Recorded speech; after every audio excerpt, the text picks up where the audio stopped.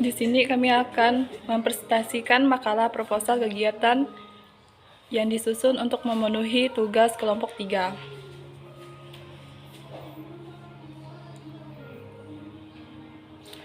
Namanya Teresa Tiara, Yunia Masela, Evi Fania, Julianto, Nadia. Proposal adalah suatu dalam rancangan kegiatan yang berlangsung dalam bentuk tulisan dalam sistematis yang terperinci. Proposal dibuat untuk mendapatkan persetujuan dari pihak lain maupun pihak yang bersangkutan dan merancangkan kegiatan yang akan berlangsung.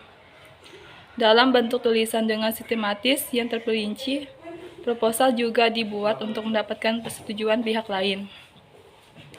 Proposal juga bisa dibuat dalam bentuk permohonan dana bantuan yang nantinya akan ada kerjasama antara pihak yang mengajukan proposal. Proposal juga berisi rancangan yang dibuat untuk mengusulkan suatu kegiatan yang akan dilakukan. Proposal tersebut dapat berupa bisnis, pengajuan dana, kegiatan proyek, maupun penelitian. Proposal juga memiliki suatu tujuan untuk mendapatkan perizinan, mendapatkan dukungan, ataupun mendapatkan bantuan dana. Proposal juga memiliki fungsi yang terpenting, baik bagi seorang secara pribadi maupun lembaga atau perusahaan. Proposal bisnis adalah penawaran tertulis dari penjualan ke calon pembeli. Proposal bisnis seringkali merupakan langkah kunci dalam proses penjualan komplit proposal. Proposal proyek yaitu proposal bisnis yang berupa tentang proyek perkembangan atau pengadaian. Proposal juga ada di dalam pemerintahan, contohnya proposal proyek, proposal pembangunan gedung baru, dan proposal pelebaran jalan. Proposal penelitian adalah dokumen yang digunakan dalam pengusulan proposal penelitian berada dalam bidang sains dan akademik. Proposal kegiatan yaitu proposal untuk melakukan suatu kegiatan baik individu maupun kelompok, contohnya pentas seni dan pameran. Bentuk proposal sebagai berikut, yaitu proposal berbentuk formal, terdiri dari 3 bagian utama: pendahuluan, isi proposal, dan bagian penutup. Proposal semi formal berbentuk tidak lengkap seperti proposal formal, namun masih berbentuk baku, biasanya disampaikan dalam bentuk surat. Proposal semi formal biasanya berisikan informasi mengenai masalah, saran, pemecahan, dan permohonan. Bab 2. Pembahasan definisi proposal. Berdasarkan kajian etimologis, proposal berasal dari kata bahasa Inggris propose yang berarti mengusulkan, mengemukakan, atau menawarkan. Sedangkan dalam Kamus Besar Bahasa Indonesia atau KBBI, proposal berarti rencana yang dituangkan dalam bentuk rancangan kerja. Menurut Hariwijaya 2005 bulan 12 tanggal 3, proposal memiliki arti sederhana sebagai suatu bentuk pengajuan atau permohonan penawaran baik berupa ide, gagasan, pemikiran maupun rencana kepada pihak lain untuk mendapatkan dukungan, izin, persetujuan, dana, dan lain sebagainya. Untuk lebih memahami pengertian proposal, kita bisa membandingkan pengertiannya dengan proposal dalam dunia ilmiah. Proposal adalah suatu rancangan desain penelitian atau usulan penelitian yang akan dilakukan oleh seseorang peneliti tentang suatu bahan penelitian.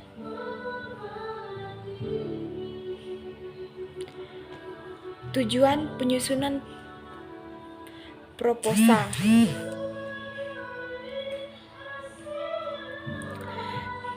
1. Menjelaskan secara tidak langsung kepada pihak-pihak yang ingin mengetahui kegiatan tersebut. 2. Menjadi rencana yang mengarahkan panitia dalam melaksanakan kegiatan tersebut. Yang ketiga, untuk meyakinkan apa donatur atau sponsor agar mereka memberikan dukungan material maupun finansial dalam mewujudkan kegiatan yang telah direncanakan. Yang keempat, mendapatkan persetujuan. Yang kelima, sebagai titik acuan. Fungsi proposal. 1. Fungsi proposal untuk melakukan penelitian yang berkenan dengan agama, sosial, politik, ekonomi, budaya, dan sebagainya. Yang kedua, fungsi proposal untuk mendirikan usaha kecil, menengah, atau besar. Yang ketiga, fungsi proposal untuk mengajukan tender dari lembaga-lembaga pemerintah atau swasta.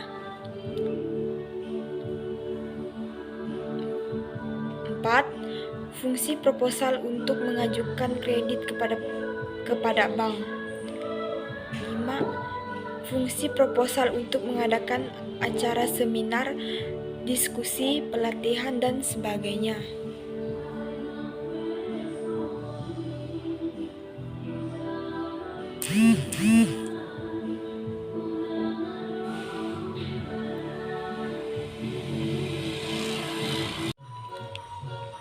Manfaat proposal. Dalam penyusunan proposal juga memiliki manfaat yang berguna bagi pembuat proposal. Manfaat proposal. 1. Menjadi rencana yang mengarahkan panitia dalam melaksanakan kegiatan tersebut.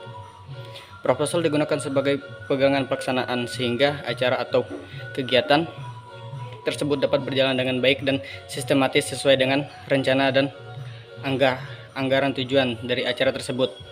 Memperoleh hasil yang diharapkan. 2. Menjelaskan secara tidak langsung kepada pihak-pihak yang ingin mengetahui kegiatan tersebut. Proposal disusun untuk memberitahukan kepada donatur kegiatan apa saja yang akan dilakukan pada acara tersebut. 3. Untuk meyakinkan para donatur atau sponsor agar mereka memberikan dukungan material maupun finansial dalam mewujudkan kegiatan yang telah direncanakan. Proposal disebut sebagai alat untuk meyakinkan donatur agar pihak dari donatur mau untuk menjalankan kerjasama kepada pihak penyelenggara. 4. Sebagian gambaran awal sebuah kegiatan. Pada dasarnya sebuah proposal diuraikan secara rinci mengenai awal kegiatan mulai dari tujuan kegiatan hingga dana kegiatan. 5. Sebagai alat untuk memperoleh persetujuan dari pihak berwenang. Proposal digunakan sebagai ulasan atau perjanjian untuk melegalkan suatu kegiatan sehingga perlu mendapatkan persetujuan terlebih dahulu dari pihak-pihak yang berwenang. 6. Sebagai alat pengontrol jalannya kegiatan. Proposal digunakan sebagai pegangan pelaksanaan setiap tahapan kegiatan. 7. Sebagai alat evaluasi kegiatan. Proposal digunakan sebagai alat evaluasi kegiatan yaitu sebagai cerminan sukses tidaknya suatu kegiatan yang dapat dilihat dari rancangan yang ada di dalam proposal. 8. Sebagai salah satu alat untuk memerlukan jaringan kerja dan komunikasi. Dilihat dari segi hubungan sosial, proposal tidak hanya berfungsi sebagai alat untuk memperoleh persetujuan dan pihak lain, melainkan sebagai alat mendukung hubungan kerja yang lebih komunikatif. Keunggulan dan kelemahan proposal. Adapun keunggulan dan kelemahan proposal sebagai berikut. Keunggulan proposal. 1. Dapat menarik sponsor untuk memberikan sumbangan dana. 2. Dapat menjadi bukti legalitas. 3. Memperlancar dan mempermudah pelaksanaan kegiatan. 4. Memperkecil masalah yang timbul dalam suatu kegiatan. 5. Sebagai rancangan biaya. 6. Transparan, efektif, dan efisien. Kelemahan proposal. Yang pertama, tidak memiliki kekuatan tanpa adanya juru bicara. Yang kedua, memiliki tingkat kepercayaan yang rendah. Ciri-ciri proposal. Adapun ciri-ciri proposal sebagai berikut. A. Proposal dibuat untuk meringkas kegiatan yang akan dilakukan. Proposal dibuat dengan singkat agar pihak tertentu mengetahui pokok isi acara yang akan diselenggarakan. B. Sebagai pemberitahuan pertama suatu kegiatan. Proposal seharusnya diberikan kepada donatur terkait minimal 1 bulan sebelum acara sebagai pemberitahuan kepada donatur tersebut. C. Berisikan tujuan-tujuan latar belakang acara. Proposal disusun dengan tujuan-tujuan yang disesuaikan dengan latar belakang acara berupa lembaran-lembaran pemberitahuan yang telah dijil yang nantinya diserahkan kepada penyelenggara acara. Proposal pada dasarnya berupa lembaran-lembaran yang berisi sebuah susunan kegiatan yang diserahkan penyelenggara kepada donatur. Ada pihak yang mengajukan. Pihak yang mengajukan tersebut sebagai pihak yang mengusulkan suatu rencana atau kegiatan. Ada pihak yang menyetujui. Adanya pihak yang menyetujui menjadi salah satu dari ciri dari proposal. Hal ini berkaitan dengan fungsi proposal, yakni sebagai legalisasi suatu rencana kegiatan. Terdapat gambaran kegiatan secara umum. Gambaran kegiatan disertai dalam proposal berguna untuk memberikan informasi pada siapapun yang hendak ditunjuk proposal tersebut agar mengetahui apa sebenarnya yang dimaksud terkandung dalam proposal tersebut. Mempunyai kegiatan persuasif. Proposal mempunyai ciri-ciri persuasif, bertujuan untuk meyakinkan seseorang agar melakukan sesuatu yang dikehendak pada waktu sekarang maupun yang akan datang. Sesuai sebelum rencana kerja. Maksudnya agar penerima mengetahui gambaran kegiatan secara keseluruhan kegiatan yang akan disetujui. Bersifat bisnis. Maksudnya proposal ini disebut dengan tujuan untuk mengajukan kerjasama dan perjanjian atas suatu kegiatan.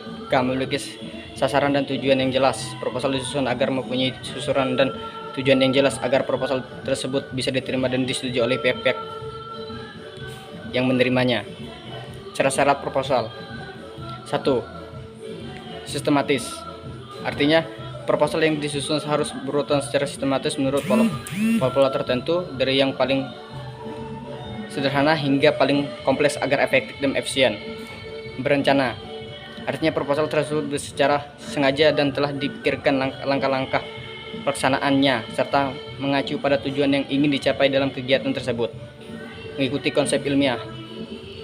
Artinya pengerjaan proposal mulai dari awal hingga akhir harus sesuai dengan cara-cara atau metode ilmiah yang sudah ditentukan. 4. Jelas dan dapat dimengerti. Proses proposal yang dibuat harus jelas dan menggambarkan kegiatan yang akan dilakukan, sehingga pihak penerima dapat mendapat gambaran jelas tentang kegiatan yang akan dilaksanakan tersebut. Hal-hal yang perlu diperhatikan dalam penyusunan proposal itu ada 30.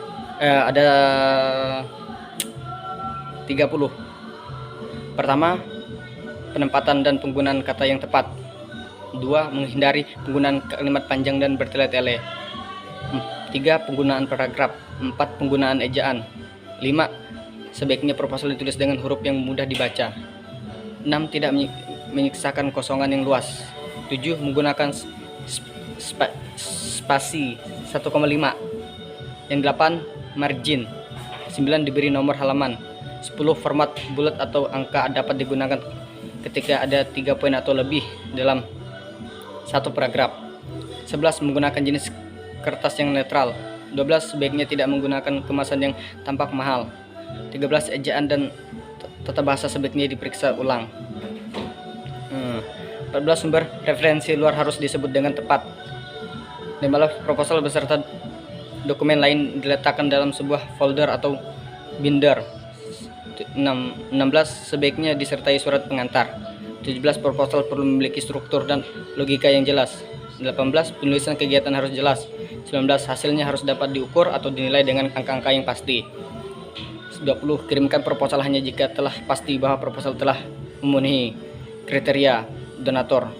21. Mencantumkan nama organisasi dan tanggal pada setiap dokumen. 22. Jelaskan berapa banyak dana dan modal yang dibutuhkan dari donatur. 24. Jelaskan tujuan jangka panjang organisasi dan tujuan jangka pendek dari kegiatan yang dilakukan. 25. Penyusunan proposal hendaknya menunjukkan orang atau beberapa orang yang ahli dalam penyusunan proposal, sebaiknya yang memiliki keterkaitan dengan kegiatan yang diselenggarakan. 27. Menyusun draft proposal dengan sistematis, menarik, dan realistis. 29. Dibuat proposal yang telah disempurnakan untuk dipergunakan sebagaimana mestinya. 30. Proposal diperbanyak dan distribusikan kepada pihak-pihak yang dituju, baik netral maupun formal. Perkenalkan, nama saya Nadia. Saya dari kelompok 3. Di sini saya akan melanjutkan materi.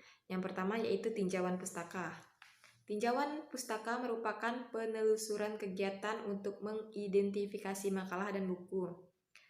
Nah, tinjauan pustaka sendiri meliputi landasan teori, kerangka konsep penelitian, dan hipotesis. Yang kedua, metode penelitian. Metode penelitian adalah cara ilmiah untuk mendapatkan data dengan tujuan dapat dideskripsikan, dibuktikan, dikembangkan, dan ditemukan pengetahuan teori untuk memahami, memecahkan, dan mengantisipasi masalah dalam kehidupan manusia. Metode penelitian meliputi sebagai berikut, yaitu yang pertama, jenis penelitian, populasi dan sampel, lokasi dan waktu penelitian, variabel, definisi operasional, teknik pengumpulan data, instrumen penelitian, teknik pengolahan data, metode analisis data, keterbatasan, daftar pustaka, dan lampiran. Yang ketiga, proposal kegiatan meliputi sebagai berikut. Yang pertama yaitu latar belakang, tujuan kegiatan, nama dan tema kegiatan, bentuk kegiatan, peserta, penyelenggara, jadwal dan lokasi kegiatan, susunan acara, susunan panitia, dan rancangan anggaran, dan yang terakhir adalah penutup. Yang selanjutnya yaitu langkah-langkah membuat proposal. Langkah-langkah tersebut meliputi sebagai berikut. Yang pertama, judul proposal penelitian, latar belakang masalah, pembatasan masalah, rumusan masalah, kajian teori, hipotesis, desain penelitian, populasi dan sampel, instrumen pengumpulan data, validasi data. Nah, itulah yang dapat kami sampaikan. Kurang dan lebihnya kami mohon maaf. Sekian dan terima kasih dari kelompok kami. Perkenalkan, nama saya Yunia Marcella dari kelompok 3. Saya ingin menjelaskan tentang jenis-jenis proposal berdasarkan bentuknya. Proposal dapat dibagi menjadi 3, yaitu formal, non-formal, dan semi-formal. Secara umum, proposal dapat dibedakan menjadi 4 jenis, yaitu proposal bisnis, proposal proyek, proposal penelitian, dan proposal kegiatan. Sedangkan ragam proposal berdasarkan tujuan penulisannya adalah sebagai berikut, yaitu proposal riset, proposal penelitian pengembangan, proposal acara, proposal kerjasama, dan lain-lain. Latar belakang masalah menggambarkan permasalahan di lokasi penelitian yang akan dibahas. Perumusan masalah dirumuskan dalam bentuk kalimat tanya yang tegas dan jelas. Batasan masalah adalah pembatasan ruang lingkup yang dilakukan dalam penelitian.